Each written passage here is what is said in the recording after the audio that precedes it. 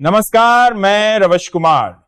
दोस्तों, भारतीय राजनीति के जिस मोड़ पर हम खड़े हैं वहां हर दिन कोई ना कोई नया धमाका हो रहा है और आज की जो खबर सामने आई है उसे हल्के में लेना भूल होगी, क्योंकि यह खबर केवल एक या दो नेताओं की नाराजगी तक सीमित नहीं है, बल्कि यह देश की सत्ता के समीकरण को बदलने की शुरुआत है। नायडू और नीतीश जैसे बड़े नेता जो लंबे समय तक एनडीए का हिस्सा रहे, अब उसी एनडीए से बगावत कर चुके हैं और सीधे इंडिया गठबंधन में शामिल हो गए हैं। दोस्तों, जरा सोचिए, जब दो ऐसे नेता जिनकी पकड़ अपने अपने राज्यों में बेहद मजबूत मानी जाती है, बीजेपी के खिलाफ खड़े हो जाएं, तो इसका असर कितना गहरा होगा। नीतीश कुमार बिहार में राजनीतिक समझदारी और गठबंधन बनाने के माहिर खिलाड़ी माने जाते हैं। बार बार पाला बदलने का उनका इतिहास बताता है कि वे मौके का इंतजार करते हैं और सही समय पर चाल चलते हैं। दूसरी तरफ आंध्र प्रदेश में चंद्रबाबू नायडू की पकड़ का अंदाजा इसी से लगाया जा सकता है कि वहां की सियासत उनके बिना अधूरी मानी जाती है। जब यह दोनों नेता मिलकर बीजेपी के खिलाफ खड़े हो जाते हैं और इंडिया गठबंधन का हिस्सा बन जाते हैं, तो तस्वीर बदल जाती है। बीजेपी की राजनीति की रीढ़ उत्तर भारत और हिंदी बेल्ट रही है। बिहार, उत्तर प्रदेश, मध्य प्रदेश और राजस्थान जैसे राज्यों ने बीजेपी को मजबूत किया है। ऐसे में अगर बिहार से नीतीश कुमार बीजेपी को चुनौती देते हैं, तो यह बीजेपी के लिए एक बड़ा खतरा है।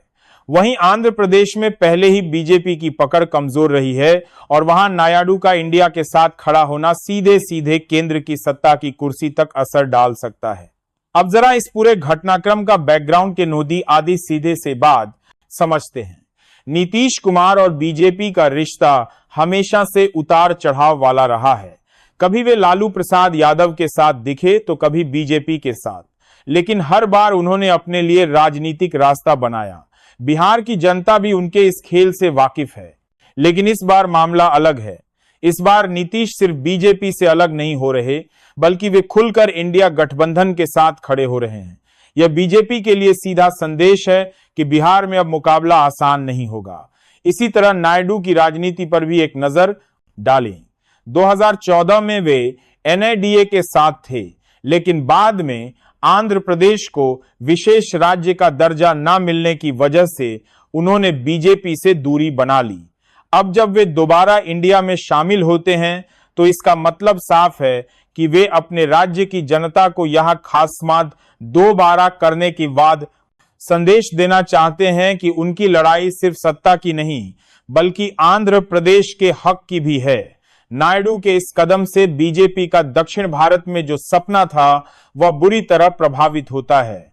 अब सवाल उठता है, इसका असर 2024 के लोकसभा चुनाव पर क्या होगा। दोस्तों, आपको याद होगा कि 2019 के चुनाव में बीजेपी ने उत्तर भारत और पश्चिम भारत में बड़ी जीत हासिल की थी, लेकिन दक्षिण और पूर्व में उनकी पकड़ उतनी मजबूत नहीं रही। यही वजह है कि बीजेपी हमेशा से इन इलाकों में मजबूत होने की कोशिश करती रही है। लेकिन अब जब नायडू और नीतीश दोनों इंडिया में शामिल हो चुके हैं, तो बीजेपी का यह सपना और दूर होता दिख रहा है। सोचिए, बिहार में अगर नीतीश कुमार, लालू यादव और कांग्रेस एक साथ आते हैं, तो बीजेपी के लिए सीटें निकालना कितना मुश्किल होगा।